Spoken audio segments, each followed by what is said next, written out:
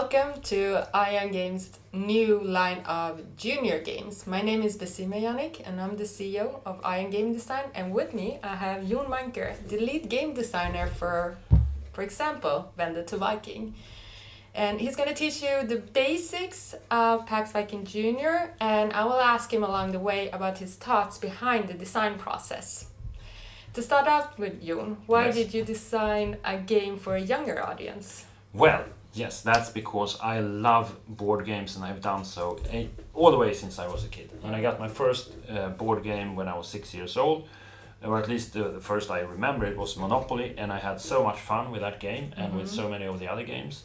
And I think Vikings is a great theme for junior games to start off with, from our games to make them into games for kids. And I think it's so important to do quality games for kids as well. So I want to do that with this and more of our games. Yeah, games were also important in my childhood, and every summer with my cousins we were playing games or designing games by ourselves as well. So I agree with you. So what are the key features of Pax Viking Junior? Yeah, so in Pax Viking Junior you are a cat grandmother, and as this cat grandmother you travel all over the world on a long ship with Vikings, and then in different places where you go you can find animals and you can become friends with these animals and let kittens of yours stay there and be friends with them.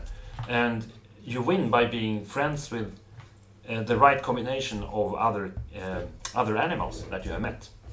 I really like the cat theme of it, and it's a historical thing that you decided on being a cat. I know I have played it a few times and I really enjoy it, how it's different winning conditions each time. Yeah, exactly, and that's good that you bring that up, because that is something that I really like in games, to have a replayability, and I want to bring that into the kids games as well.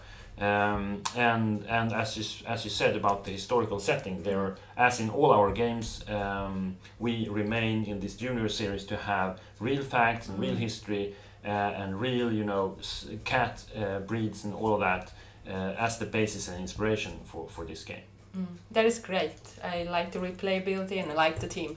And I really like the beautiful art of the game, the components. Yeah, I know the game is not done, but already now it looks really great. Yeah, it does. It's beautiful. And of course it's Madeleine Fjell. Yeah. What can I say? And she's doing the art for this game as she's done for all our other Viking games. And I really want this to play like, feel like, and look like a high quality game, even though it's a junior game. Yeah, that's great. So let's have a look at how the components work and how you play. I'm happy to show you. So let's see here. We have yeah. So this is a tabletop simulator. So in the game, again, this is quite early prototype. So a lot of these things will be much more polished. But in this game you have a board here, so each player has a board, and on this board, this is the cat that you are, and at the moment these are just figures looking exactly like you, and you travel with your ship that you put out here, and you travel from different regions to other regions, and when you end up somewhere you can draw tiles. See, where are the tiles? There. That contain different animals. So here we have a raven and a cow, and you will place one of those. You choose one and place it there. The other one goes back, and then you can also place some of your kittens there, one or two, just to make sure you have friends there. Because when other players come around, they might place other kittens there, might place 3 kittens there, and then they are more friends with the ravens. And then you come back, or a third player comes, and then they can place their kittens, or they can place one or their 2 big cats. And if they place a big cat, all the small kittens they go back to their player boards, because then this big cat is like the real friend of this raven. And that's the way you play and try to find ways to win. And as we mentioned before, the game has victory conditions, so you draw a random 2 victory conditions, and here's one. So this one says you need to befriend with 2 cows, 2 dogs and 2 ravens. Yep. and if you are that at the end of your turn, you win. Mm-hmm. And this one is 2 goats, 2 chickens, and 2 sheep.